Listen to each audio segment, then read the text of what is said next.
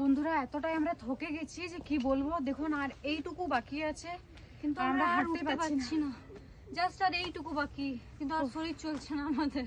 সত্যি আমরা কিন্তু খুব স্ট্রং গার্ল, ওই জন্য অনেকটা কিন্তু আমরা চেপে গেছি। আমি কিন্তু এখন অনেক উইক আছি, মানে দেখুন 2টোর সময় আমরা চাপা শুরু করেছিলাম, এখন কিন্তু 3টা বাজতে 10 মিনিট বাকি আছে।